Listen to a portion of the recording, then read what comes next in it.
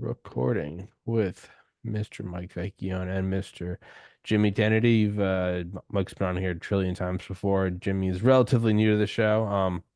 But we are just talking before. We've talked the last couple times you've been on about prison ministry and kind of your, I don't know if transition or at least I guess parallel evolution. I guess you don't really ever unbecome a cop, but your transition into putting these guys away in prison, kind of the toughest motherfuckers on earth, and then moving into more of a almost like Old Testament and New Testament God. It's like the God of fire and smite and genocide to Christ like, I am my brother's keeper. So that's kind of, if I had to put it in a nutshell for everybody listening, that's kind of we've talked about before, and also everyone knows Mike. Go into the description, you can find the links to all of his books, and we'll touch on that again towards the end. But well, I post a live link. Mr. Dennedy, everyone knows who Mike is, everyone knows who I am. Could you introduce yourself, Mr. Dennedy, and then kind of jump on into it as I post the live link? My name is Jimmy Dennedy, right? I grew up in Brooklyn, New York. I was a New York City police officer, detective. I retired, and now I have a private investigation business, upstate New York, right? And about 25 years, I volunteered at prisons 2 days a week for 25 years.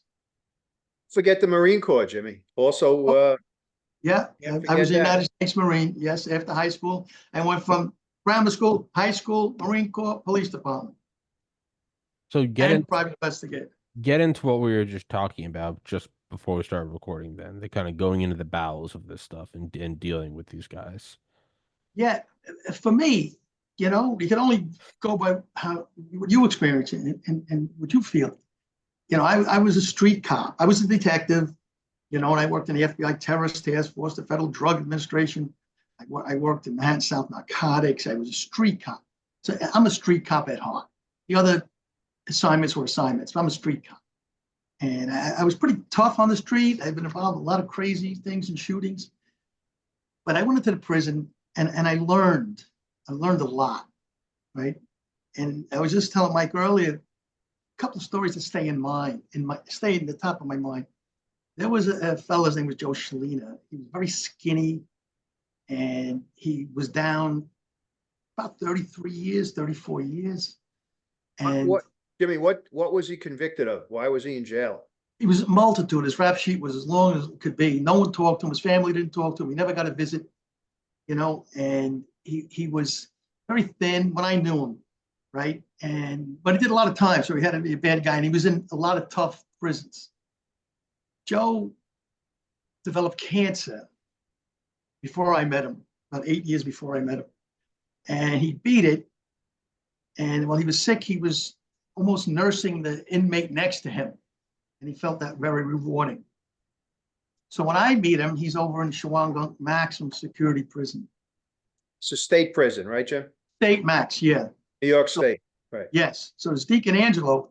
So why don't you come down to Catholic night? Jimmy runs a Catholic night. So he comes down, right? And a lot of the other guys are really much tougher than him, so to speak. So he didn't say much, but I let him, encouraged him to talk, which didn't talk that much. And then one day he grabs me on the side and he says to me, my cancer's back, and it's spread all over. I said, Joe, I'm very sorry to hear that. He said, I'm at peace with it. He said, I'm ready to go, Jimmy. I found, salvation. I found the Lord and I'm ready to go. I said, Joe, the way you said it was so beautiful. Could you just put that on paper for me? Well, next week I got a 17-page yellow legal size paper of his life and how he boxed God out and that he didn't want anything to do with God. But now he found God. He mentions the night that we had, the Catholic night, and how he appreciates the affection that I was a cancer survivor. He's had cancer, and that he have become very good friends. It was an amazing letter, right? But he never had a visit in 30-something years, and he's not a tough guy. So I have a friend who's a lawyer like Mike, John Ingrassi. He's probably the best criminal lawyer in the Hudson Valley. And John's a good guy too. He gives me money for the poor people at Christmas time. But he has an associate, Kathleen Wells, good looking, blonde, beautiful eyes, beautiful smile, and a devout Catholic. So I said to her, hey, Kat, I said, yeah. I tell her about Joe Schliener. And she looks at me and she says to me, Jimmy Dennedy, are you telling me that you want me to visit a prisoner? I said, Kathleen, I'm not telling you that. I'm just running by you. Well, she goes to visit Joe. All right. So Joe is all the way down the bowels of the basement of this prison, never gets a visit. And they scream out his number. You know what I mean? They call you by your number, So he yells back at the correction officer. He said, no, you have the wrong guy. It's the wrong number. He said, you got to visit. So he doesn't know what's going on. So he goes upstairs to the visiting room, right? And there's this good looking blonde, right? And he doesn't know where to go. The correction officer points to Kathleen. He sits down with Kathleen for 2.5 hours and he's in heaven, And Kathleen told him she'd be back in 2 weeks to visit him again, which she did, right? And you have to realize in the prisons like this, the visiting room is very important. It's like kind of a status thing. Who visits you? How many people visit you? Family, no family, lawyers, prestigious lawyers, it means a lot, the visiting room. So Joe got 2 visits from Kathleen, right? Shortly thereafter, Joe gets very sick. And he goes up to Albany Medical Center and he's dying. And they call for the chaplain, who was a deacon. And the deacon sat with him as he died. And Joe starts talking to the chaplain about his life and how he made a turnaround and he is ready to die. And he got the sacraments and everything else like that. And then he passes away. So the deacon writes a letter explaining to us what happened to Joe. And he says that I asked him if he was in pain. He said, doesn't matter, because he concentrates on the incarnation of Christ. And he's willing to suffer anything, So at the end of his letter, he put down, he had like the face of an angel when he passed away. And then he says, I don't know what you guys are doing there, but whatever you're doing, keep it up. So here's a guy like Joe. He's out of the light, so to speak. And then he comes back into the light and they get the brilliance of the light. And decent people like Kathleen made his day. The second time he visited her, he pressed his uniform there and he got it, cleaned up a bit. That wasn't Joe, And he went. So she made his day, and that's a good person, a good disciple, And I'm very proud of her for doing that. And I could just go ahead, Mike. You got to say something. Yeah, I just want to say, Tom, when Jimmy told me the story, the thing that struck me was, I've known Jimmy how long now? 30 years, 40 years, man. Yeah. And he's told me these stories, and he's and every one of them kind of gives me chills. And I'm going to tell you right now, when I heard the story, I got goosebumps, because in addition to his words, when he sits at the table with these bad guys, and helps them move into another part of life and to change their lives around. In addition to that, he's also got the instinct, in my mind anyway, to do the right thing. And what I saw in this was Jimmy didn't think about necessarily going, saving this guy, so to speak, himself. He'd already done all of the work and laid all of the foundation. The guy turned his entire life around and became a good Catholic. But he also had the instinct, Jimmy did, to feel that he needed something else in his life in order to have it fulfilled totally. And speaking to this and finding and asking this woman to go and talk to this guy, to me was a brilliant move. I mean, just brilliance. And it really kind of sets the tone for what I hope that, comes out of this book that we're going to write. And what a special person Jimmy Dennedy is. And, he's shaking his head, but, I every time you tell me the stories, I'm not kidding. I do get goosebumps. And this one was one that was not you doing the talking. It was you bringing someone together with this particular inmate who needed needed more than just you and the people around him. He needed someone outside of that circle. And to recognize that to me was a brilliant move. And I, it just typifies what I think about this man. He's just a gift from God, quite frankly. So I think, Jimmy, you should now follow up with the other one that you told me about, the really bad guy. Well, we were in the Fed, right? The Otisville Federal Prison. And I mentioned him earlier to you. This guy, Jack, Cadillac Jack. And he's the founder of Diablo's motorcycle gang. And they look down on the Hells Angels like they're not bad enough, that type of thing. And Jack's a burly guy, gray hair, gray beard, all those tattoos, spider webs on his arms and all that stuff. Really like typical, of a hard-ass biker.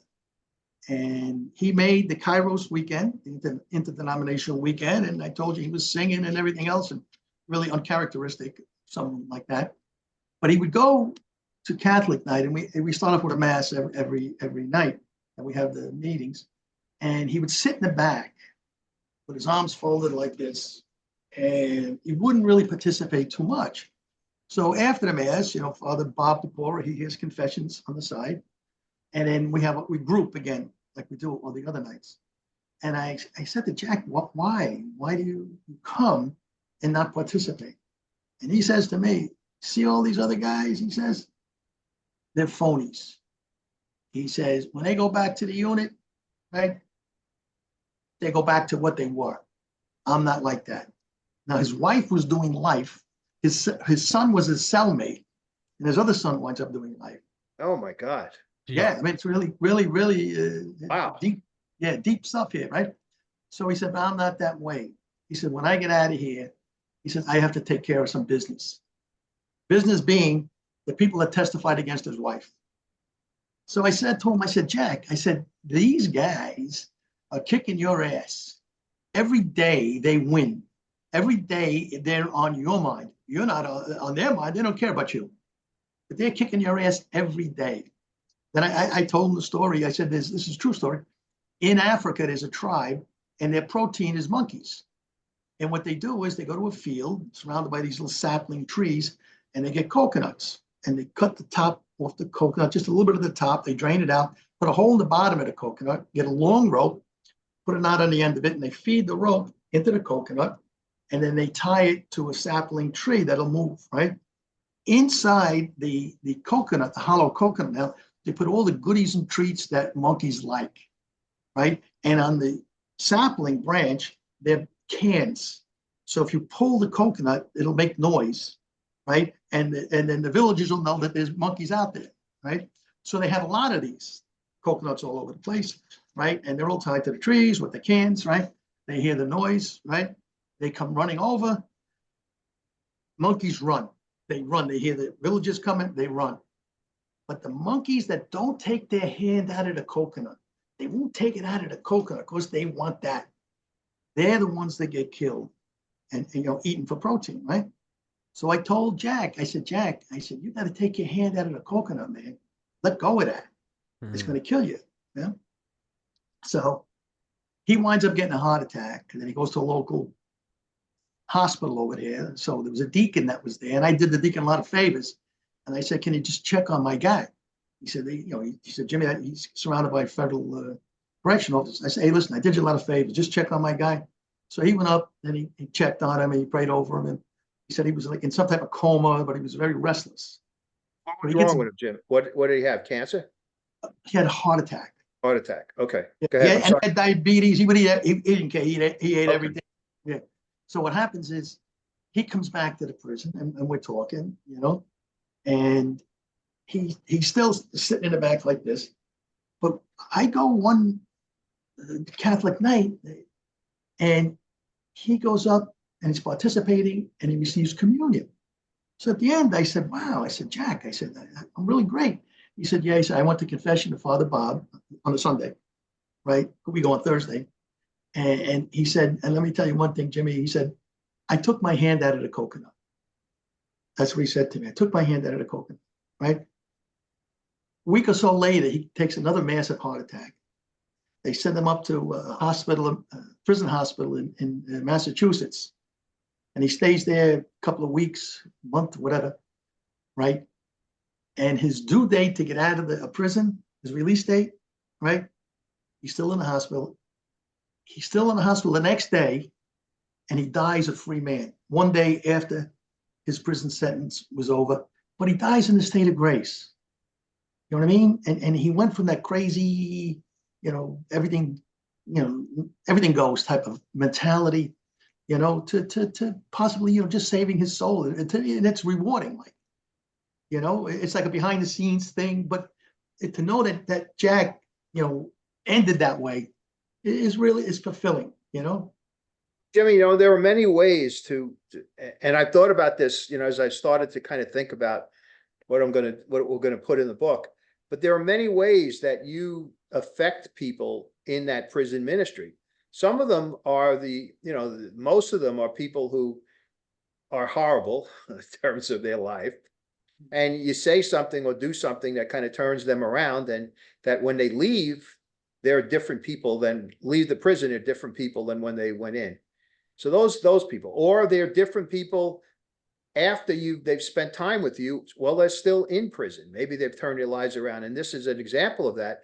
But there are also, what you do, in my opinion, is very, very important, is that people like the first guy with the long hair and the skinny guy, and this guy, the biker, is that you set them up for not this life, but for the next life, in terms of being a Catholic. And we all believe that ultimately one day we're all going to, be resurrected and live life forever.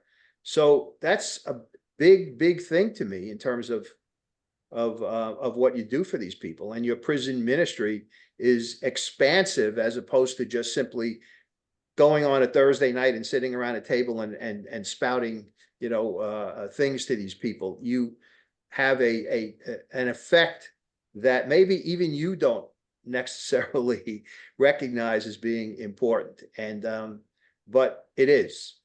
And Tom, this is the kind of story that had affected me so much when Jimmy told me, told me about his prison ministry. I mean, I've known the guy for such a long time.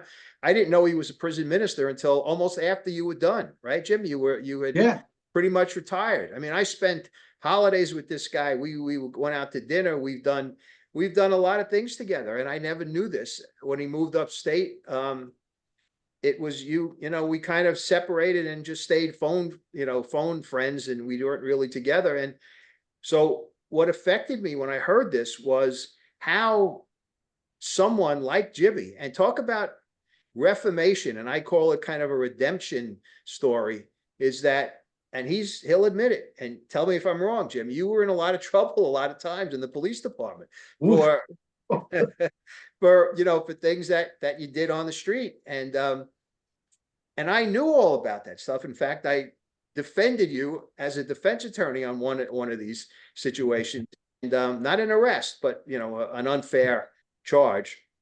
But so the effect that these stories had on me was remarkable. I mean, just remarkable. And I'm going to tell you this. I'm not even sure if I ever told you this, Jimmy.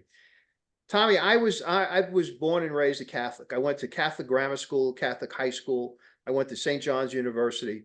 My family were all Catholics. I have, religious people in the family, nuns, etc., who became nuns. So I was a devout Catholic for a very, very long time, until I wasn't. And I started to, not go to church. I started to do things I was not proud of. I mean, I just wasn't. And then I hadn't gone to mass. I hadn't gone to confession. I can't tell you in how many years. Just unbelievable.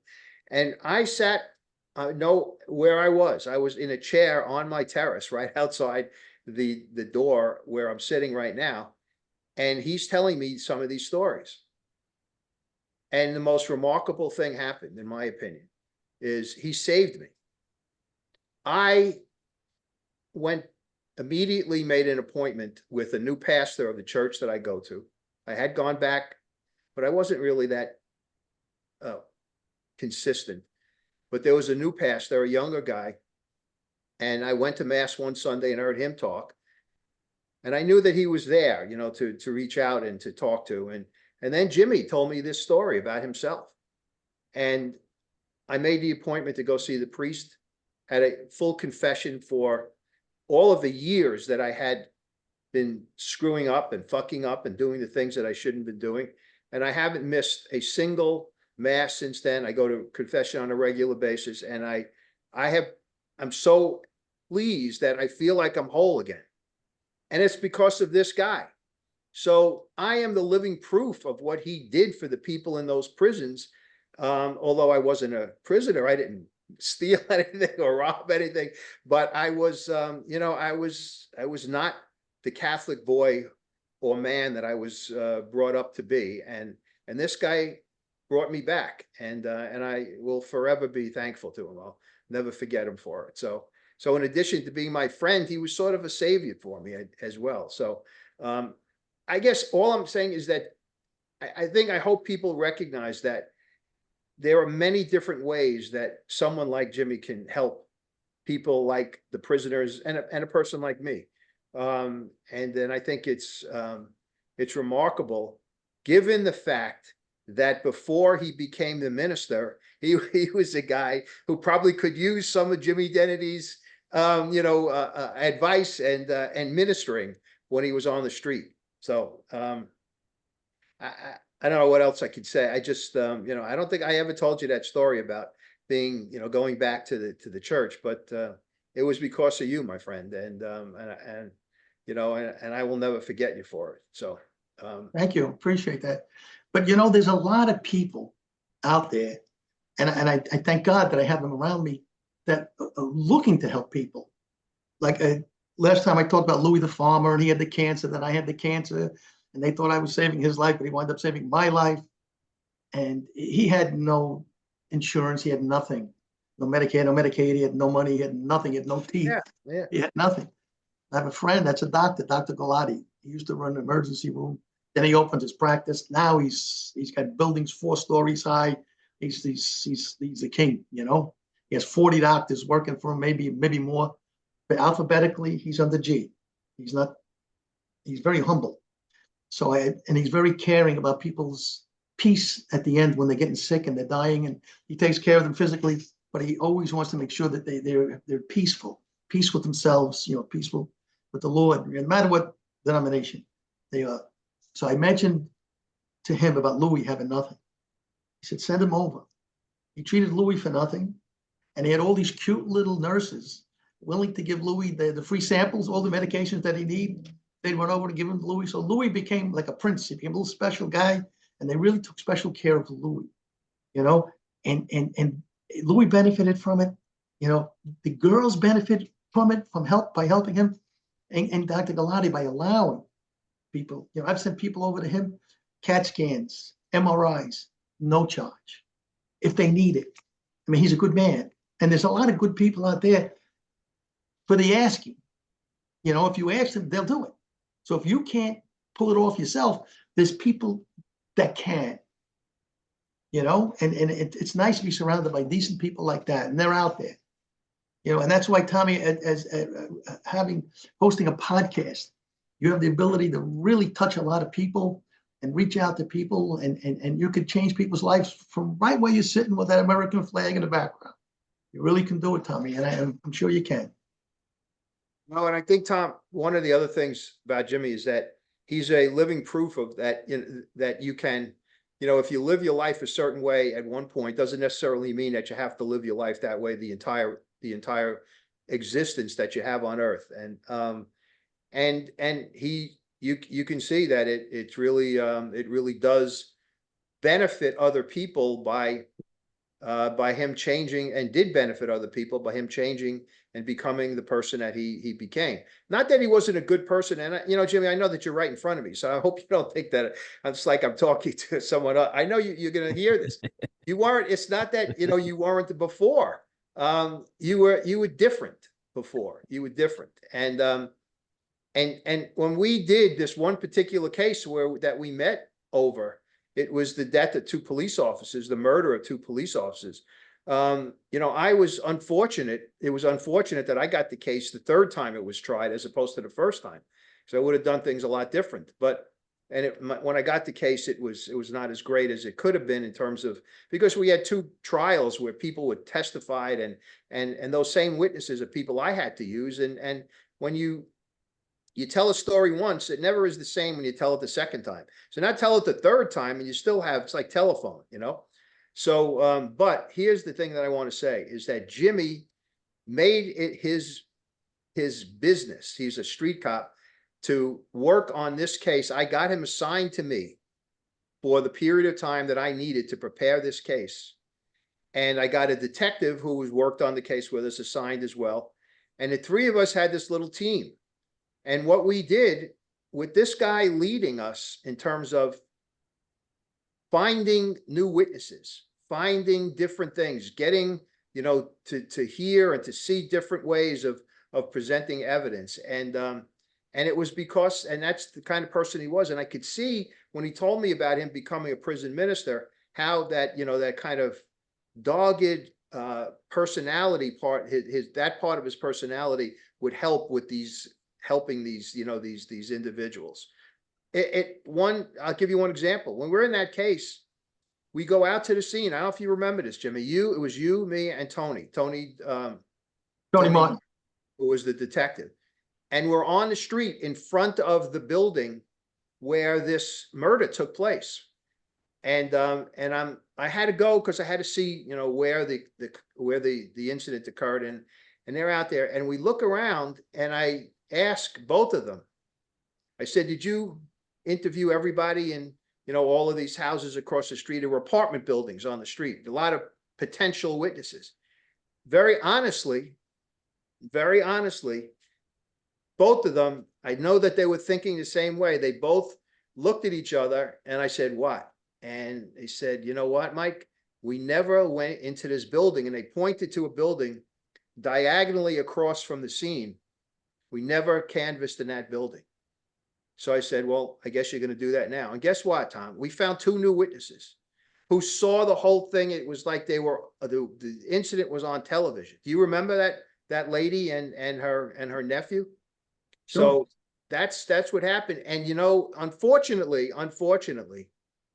the defense attorney was a really bad guy. The defense attorney, in my opinion, was like a criminal himself, quite frankly. And what he did, it was not an elderly woman, a middle-aged woman who owned a candy store in the neighborhood, where this incident occurred, and her nephew, who was going into the Marine Corps, I think, Marine or the Army. I think it was the Marine Corps. And he came out of the Marine Corps to testify, and we had the woman testify. And Jimmy and I went to their apartment. I remember we went there and we sat with them with the map of this area. They drew for us, you know, what they saw and where it, you know, they were remarkable. And we never would have found them except for the idea that we just never give up. And that's been the way that Jimmy has been in his police career as well as with this. You don't give up. You keep going until you can find the place, the little bit that will help the man who's sitting across from me in terms of a prisoner, or in this case, a case that was very important to both of us. And but the defense attorney did a really bad thing to us. He had the woman on the stand, and he kind of implied that she was somebody who the cops were paying off, or she was paying the cops off to, you know, to protect a gambling operation behind her candy store. Never happened. And she denied it. She just said, "No, that's not true." But once you say it, you know, you can't unring the bell. And that was a very important piece that kind of was chopped off her testimony because of that. And you know, it was, but the point that I'm making is that this guy doesn't give up. And, you know, we kept going and we kept going, and every day was something new happened, or if it didn't, it was a preparation for something new that would happen the next day. One other story about this guy. So he was involved in all three cases. I was the third prosecutor, and it was not going to be tried again, except that the police union went to the district attorney and said, "Listen, give it one more shot." And I was recruited I was in charge of something called the Major Offense Bureau in the DA's office at the time. And the DA himself took me and said, you're going to have to try this case. I knew what happened the first 2 times, and it was a sad situation. There were hung juries. So I get the case, and he comes in. Jimmy, I hadn't met him before. He sits down in my office, and we start talking, and he says, listen, when you get into this, he said, do you eat lunch? I said, yeah, I eat lunch every day.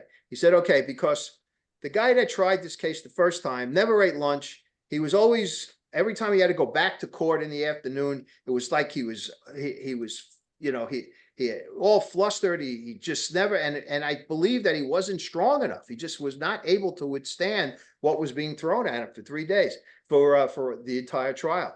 So he says, listen, I'm going to make sure that every time that you're on trial, every day you come back from the courtroom, there's lunch waiting for you at your desk. And sure enough, every day I came back, Tom, there was some kind of a sandwich or something at my desk, because he said, you got to maintain, you know, your strength. You got to keep, because it was like a war, right? Isn't that what you said to me? It was like a war.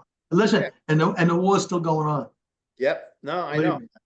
So that's another example to me of what's inside this guy, and why why it's not a surprise to me. He's successful. He was successful as a minister to these people. And so, I don't know what else to say. I just need you to know that that's the kind of guy this guy is. And those people in those prisons were fortunate to have somebody like him talking to them. So, Tommy, can I squeeze in one more prison story? Yeah, go for it, dude. All right. There was up at the federal prison, there was a fella, Lenny Beal. He was came over from California. They brought him over to this side, right, from California to New York, and he ran the Aryan Brotherhood on the West Coast. Big, tall guy, a hard guy.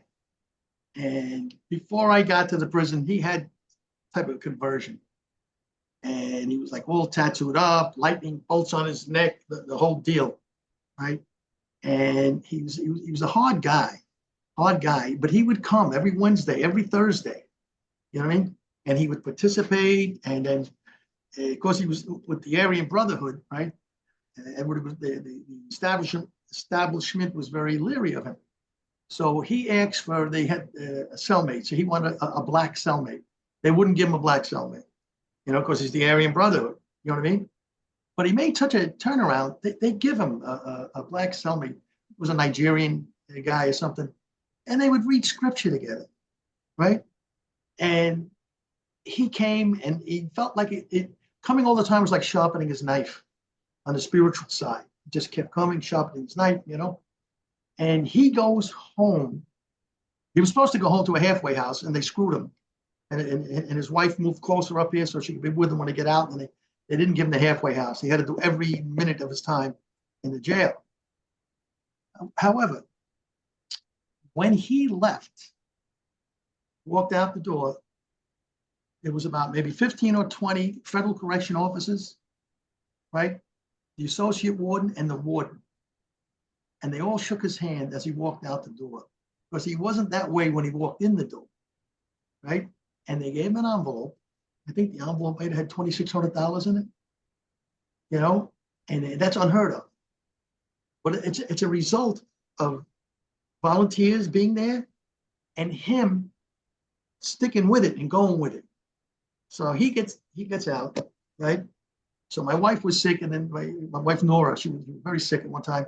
And then she got better. So I had a party over the house. I got like 15 acres, So I had a party and a tent and everything else. So we had lawyers there. We had priests there. We had troopers there, cops there. We had freckle-faced Irish kids. We had Dominican kids. We had black kids. Everybody was there, right, under the tent. So my sister-in-law, she's funny, Josephine. She's very kind of straight, and a good girl, but she's straight, very straight, So she's sitting across from Lenny Beal, the Aryan Brotherhood guy. And he's got his collar buttoned all the way up to the top, because they don't want to see the tattoos, And then she's talking to him, my goodness, for over an hour, it seemed like, you know? And then when everyone was going home, she says, who was that gentleman I was talking to? He's such a lovely man. You know, she said, where did you meet him? I said, locally, which wasn't a lie.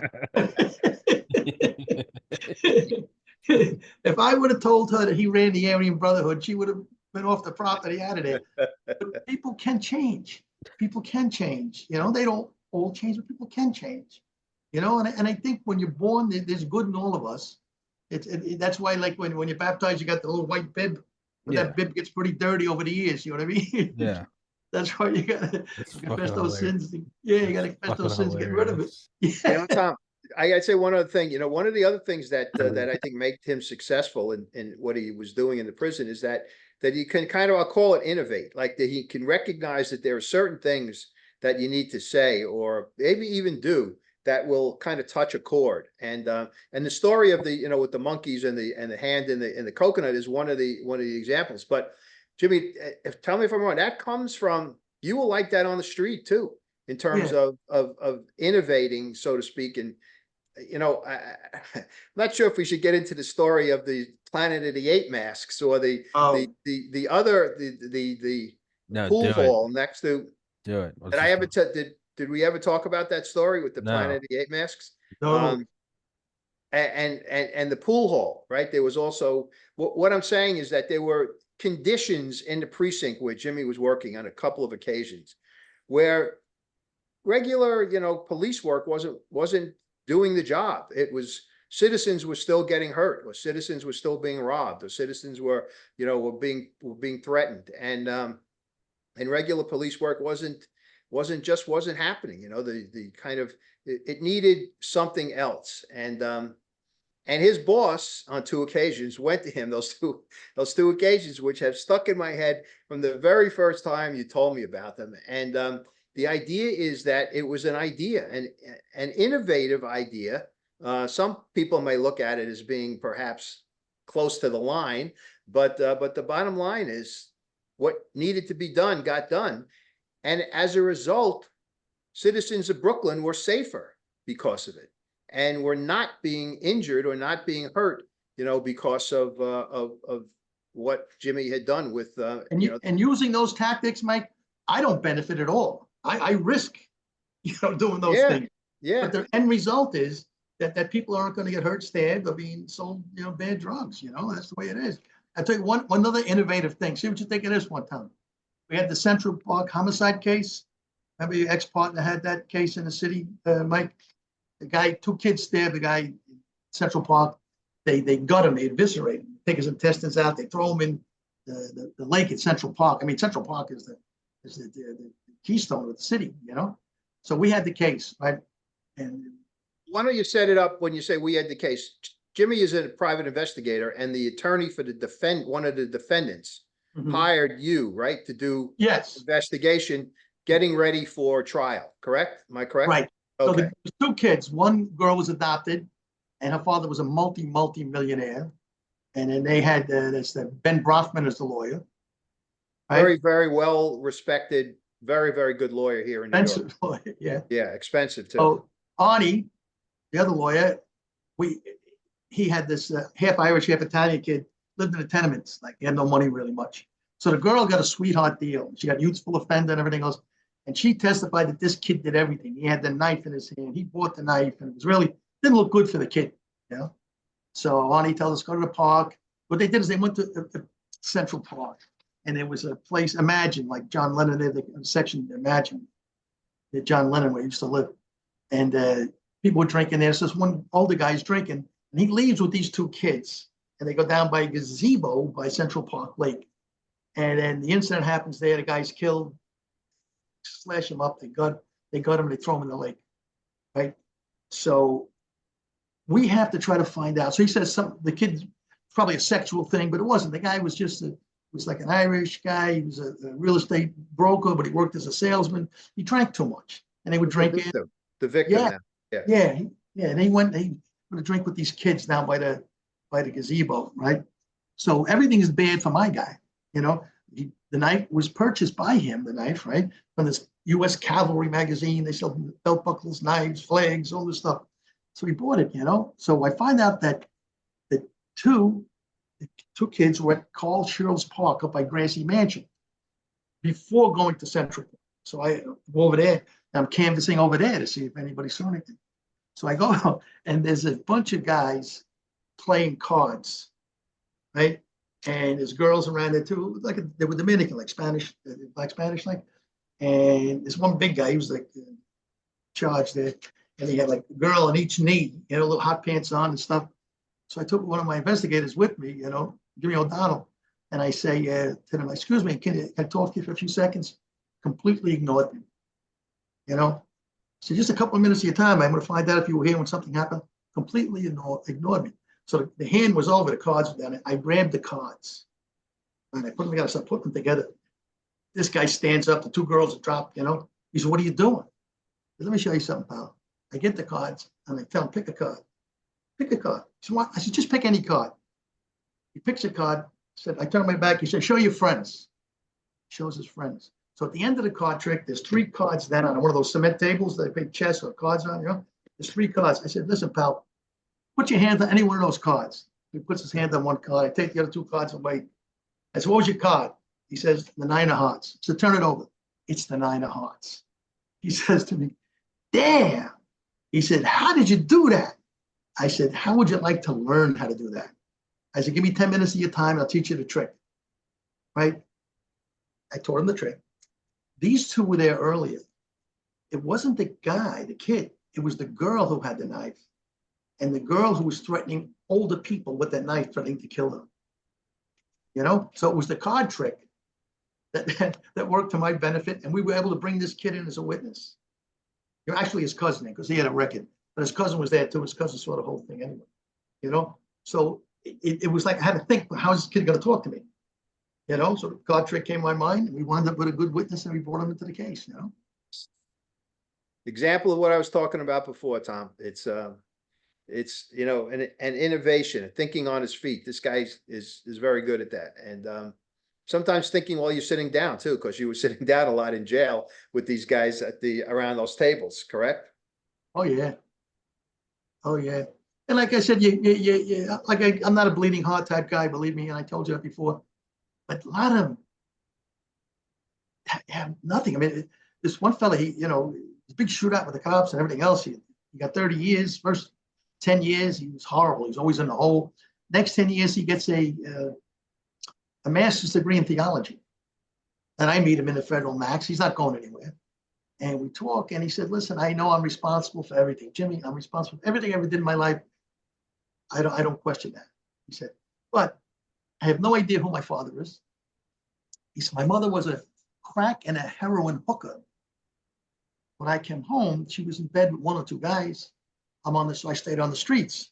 I'm on the streets, and the guys say, hey, there's your mother over there going to the bathroom on the street again. Why would I go home?" So that's the way I grew up. And I'm not saying that's the reason. Everything I did is my fault. He said, but it was a tough time growing up.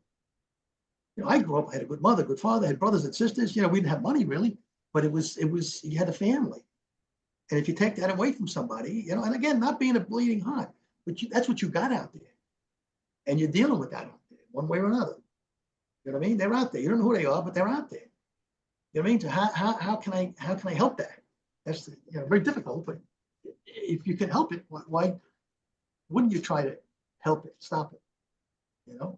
And also, Tom, one of the things that Jimmy has told me, and I recognize this, is that, he's gotten other people, you mentioned this before, about bringing other people in to do some of the helping and contributing. You mentioned the attorney who contributes, at Christmas time. But I think maybe it's worthwhile to tell the story about the guy who, when he got out, it was around Christmas time, and he had no way to take care of his kids, and you and Nora and others went. I think that's a worthwhile story to tell. And you had to not cajole people to come in. You got them to contribute and do this along with you, correct? I mean, it was yeah. This fellow was on my first table, Santana, and he would listen. He wouldn't he was a Dominican guy, and he wouldn't participate 100% all the time. He participated. He didn't have much to say. And now he's getting ready to go home, and he says, "I can't get enough of this stuff." Contrary to what I thought, because he didn't really say a lot. He said, "It's amazing. I really just can't get enough of this."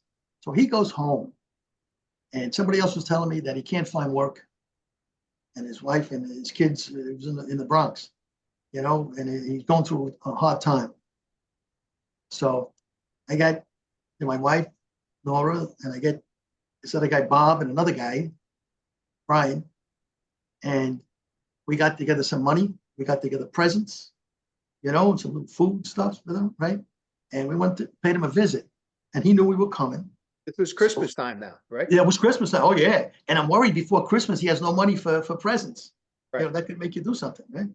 So we went there, and he had his daughters dressed in their little Catholic school uniforms. They looked clean and cute, and they were nice, and they were lovely, and they were very appreciative. And we had a few dollars for them too, and it was good for them, good for us, and it was Christmas, so it was very nice. We benefited, I think, more than he did. It was food as well as the presents, correct? Didn't you bring? Yeah, there was food, some presents for the kids that we knew what their ages were about, and a few dollars. And it was, so it's only an hour and a half drive away. It's right down here.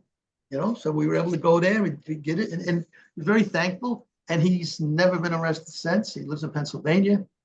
He had a little business now, but now I think he works for like Home Depot or Lowe's in a managerial position. But it's that's a success story. One other thing, Tom, I got to say, in line with this what we're talking about, the subject matter, is that one of the rules that were imposed by the powers that be with regard to Jimmy and the ministry is that he couldn't have contact with these people, right, outside of the prison, or anybody connected to the prisoners. Am I right about that? Yes, so, they were. Go ahead. Good.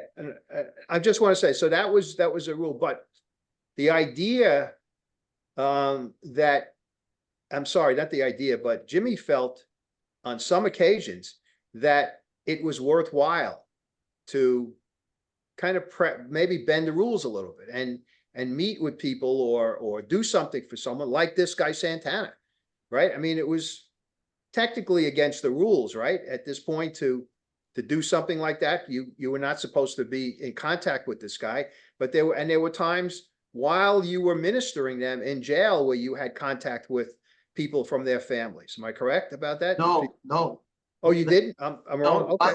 When they were in, big thing is. Oh, no contact. Okay, I'm sorry. Nothing in, nothing out. You can't call their family. But once the guy's out, and now he's struggling. You know what I mean? He needs training wheels a little bit maybe before he gets on his bike again. Okay. So and that's what it was. It's except for nothing. No, I know nothing like that. They ask you to do that, but I would never do it.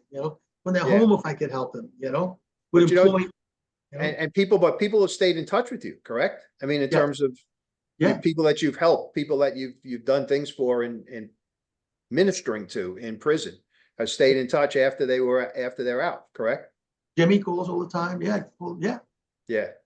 So it has, to me, it's become his second career, so to speak. And I think that it was the career you didn't get paid for, but you got paid in other ways, right? In terms of just the way that you live your life is very rewarding. So the rewards were different, but it was a career, Tom. I mean, it was, this was 2 nights a week, right? Yeah. That you had to devote to this in addition to working, in addition to your family. So, it was not just simply showing up every once in a while and sitting down at a table and talking to people. It was a ministry as far as I'm concerned. And it paid off, right? I mean, you happy with the people that you've spoken to in terms of, well, I'm sure they're happy with what you've done, correct, for them. Everybody wins. Everybody wins, and hopefully brings everybody closer to God, Yeah. Yep. I was gonna. Tom, you've been kind of quiet. No, What's I've been just listening. No, I've been listening. I'm getting over COVID. I still kind of feel awful. What I was gonna ask is, do you have any stories of I don't know, I guess conversions that weren't or not weren't difficult, but were the opposite of what you'd think. Like, every story is about, Aryan Brotherhood or whatever, covered in tats, just hardcore motherfuckers, murderers, drug dealers, pimps, whatever. Do you have any stories of a conversion I guess an interaction that was challenging, but with someone who maybe wasn't like the bottom of the barrel? Do you have any like, you know, Yeah. do you But talk to any Boy Scouts that was hard to actually get through? That's what I mean. what you have, Tom, you have a lot of kind of Boy Scout guys there, a lot of guys that are like holy rollers and they want to be next to you and stuff like, and they're nice guys. I mean, they're really Sure. good, but we have one guy, we used to call him the bishop. He used to like to be the altar boy, like he was, he was like the bishop. He thought, but yeah, but I'd rather spend the time with the guys further away, Yeah. further away from the shore, to bring them in. These guys are already there. They're sitting at the beach, but there's a lot of them there. There's a lot of them, but some of them, I don't know. We talked earlier about the Westies. Westies was a gang on the west side of Manhattan, and the founder of the Westies was a guy named Jimmy Coonan, and they cut people off. They did everything crazy. They would kill mafia guys. Really, yeah, they were an Irish organized crime gang. I mean, that's oh yeah, basically it, right? yeah. And then Jimmy knew people. Jimmy knew Richie, right? The Hard Guys Cry, right? He knew a few other guys that I knew, right? And he came to Otisville, and he came in because he knew I was there, talked to me, and he said, "Listen, I'm not going to get into the religious thing. I don't get involved in it anymore." So no problem, right? But I'll come once a month and talk to you. So once a month he would come in, and I would take a pause and have somebody else talk to the other guys, and I would talk to Jimmy Coonan, about his life and his wife and his family and situation. I didn't delve into the things because I already knew a lot of that. But he came, he came and he never really, like, not the word converted or whatever, but he came, and he came once a month, always like he said he would, but he didn't like go to the Catholic nights or wasn't going to the Kairos or anything like that. But he came. He came. And he's a notorious guy, notorious guy. Look him up, Jimmy Coonan, but he came. And even though I knew that he wasn't going to be sitting next to me, in the Thursdays all the time, but he did come. And I'm hopeful that somehow, some way, that if you put a seed down, it might not grow for 10 years, but hopefully it'll grow into with Jimmy, Is he still in? Is he still alive? Yeah, I think he has, well, if I'm 76, Jimmy's got to be 80. He might have another 5, 6, 7 years to do. Wow. Wow. Yep. Yep. But at least he came, Let me give you one other example, Tom, and I'm not going to use names because it's very important that I don't. But I was doing a case, and it was and you know about the case, Tom, because you've read Crooked Brooklyn. It's the case involving the FBI agent that I had indicted. And there was one particular mafia figure that I needed to speak to, who had turned and become a government witness, but he was in witness protection. And it was important that I find this guy. He was the kind of the second. He was like the right-hand man for one of the major mobsters that this FBI agent had was with. And we were looking, and I don't remember if you called me first or somehow if I don't remember how Jimmy, you and I got in touch that you knew someone close to the guy I was looking for. He had been with you in federal prison, and he was a good one of your ministeries, if you want to call him that. And do you remember how you got the information to me? Yeah, I know about it, right? And you mentioned the name. Case. Yeah. Yeah, and you mentioned the name, and then his brother was in jail. Right. Right. Right. Brother would come all the time. We're friendly, and he was doing life without parole. And these guys, they don't even rat out their enemies because you don't rat. Right. One way or the other, you just don't rat. I was talking to him about it, and then he knew what I was looking for. And he said, listen, I'm going to just tell you, you can do what you want with it. With his little, I told you before, it's more of like a friendship thing. Yeah. Just something he relayed to me in conversation. He didn't feel like he was telling or in conversation. I was able to relay that to you. And I think you somehow, some way you found the guy. Oh, we found him. We found him. The point is that this is a guy who was one of these staunch, I won't rat on anybody. And it wasn't that he wasn't he was ratting on him, but he had gotten close enough to Jimmy and Jimmy close enough to him that he trusted Jimmy to do the right thing in terms of what he was telling him, the piece of information. And it wasn't that we were looking to lock up his brother. We were looking to actually use him as a witness, but that's still a problem because he was in witness protection. And, it's sometimes very, very difficult, if not impossible, to find these guys. But because of the connection between Jimmy and this mobster who he had gotten to be, I don't know, I would call him friends, right? You had told me that he was a friend, and the friend was not necessarily betraying his brother, but was helping out another friend, and that was Jimmy, because Jimmy was looking for information to help me out. And it worked out, and I got to tell you just another part of the story that even Jimmy doesn't know about. When we sent the detectives to this guy's apartment, he was living in the Southwest. He knocked, still remember this. They knocked on his door. Can't announce it, so they just went up to the guy's door, knocked on the door, and the detectives told me that when this guy in witness protection opened the door and saw this, like 4 or 5 detectives out front, they were dressed in plain clothes, no uniforms. I believe they told me that he thought that it was the guys from the family had found him and were going to kill him. They said to me, Mike, he almost shit his pants when he opened the door. And it was that was I never forget it. And he agreed. We brought him back and he testified. He testified in court for me. But Jimmy was instrumental in that whole thing because of his connection to the guy who gave us the information that led to the brother. And again, I think at that point, Jimmy, you were kind of more cop than you were prison minister in terms of trying to help me out, but whatever it was, you were doing it without necessarily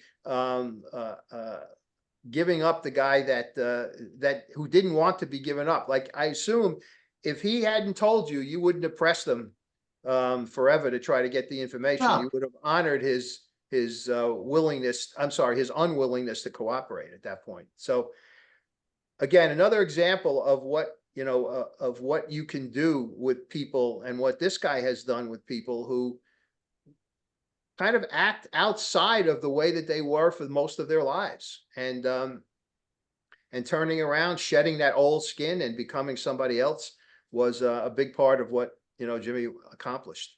And there are a lot of people out there who I'm sure are grateful for that, Jimmy. I know that. So, that's a different form of conversions. Have 2 guys who look like hitmen show up. It was more. It was more than 2. It was about 4 because they didn't know what to expect. And this guy opened the door, and it was like, oh my God. 2 ways to skin a cat. You send Jimmy with a rosary, or you send some hitman. Either way, it's the fear of God, right? Yeah, absolutely. It was good, and he testified very well too for us, and was very grateful. So, and he went back to his old life, and I don't even know if the guy is still alive or if he's dead, or but he was a major player in the time that I needed the testimony. So anyway, that's another example of what Jimmy has done. So. When is there a general timeline as we kind of come up on an hour, or is there a general timeline for when you guys think the book is going to come out? Well, I just finished, and I was about to tell you, I just finished 3 of the Fallen Angel series. Just finished it, turned it in, and then I had to do the audio book of book 2, which will be out soon. So I'm just starting. In fact, we had our first phone call the other day, and I'm now planning on spending a lot of time with Jimmy on the phone in terms of learning everything about him that I need for this. So the contract that we just signed calls for July of next year as the turn-in date for the book. But if I finish it before, of course, I'll turn it in before. So, but there's a lot of work. There's a lot of research that I need to do. Even though I've known this guy for 40 years or more, there's still a lot of research that I need to do. So that's what that's where I am right now. So, but Hard Guys Cry will become a book and will be out on the bookstore, in the bookstores and on Amazon next year. I'm looking forward to text me a reminder and I'll get book 3 of Fallen Angel. Fallen Angel. I was gonna say and I'll text you guys. Let's set up another one. Because I do. Yeah, I don't mean to. I'm not purposely being quiet. I've had COVID for like 2 weeks and it's kicking the dog shit out of me. Sorry to hear that. It's whatever. Before you let us go, let me just say one other thing. Yeah. Book 3 of Fallen Angel, the very first part is the case that I was talking about with Jimmy and the two dead police officers. I wrapped it up, or I melded it into the devil playing a role and what happens. And Jimmy Dennedy becomes Denny James in the story. So that's how he doesn't even know what he hasn't seen it. But that the other book you had Jimmy Kennedy.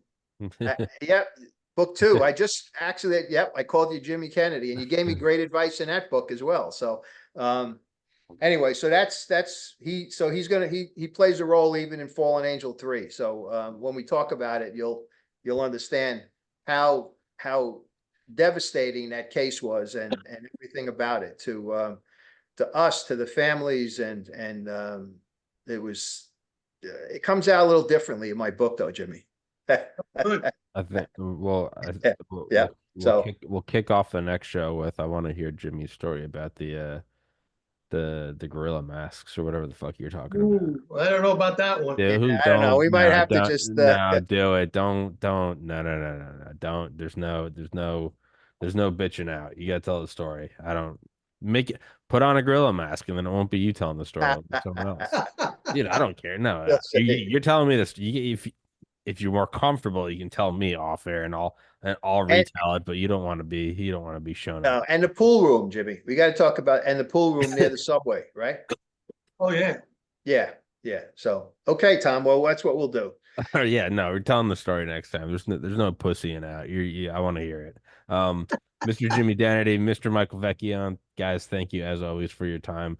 Guys, please go in the description. Please go find the links to Mike's books. And Mike, send me a link to Fallen Angel 3 and I'll get that. And I'll text you guys and we'll schedule the next one. As soon as it comes out, it's in the hands of the publisher right now, being edited. Beautiful. And as soon as it comes out, I'll let you know. Beautiful. Okay. All right. Okay. Mike, thank you, Tom. As always, great chatting with you guys. Thank you so much for your time. And till next time. Thank you so much. Thank you.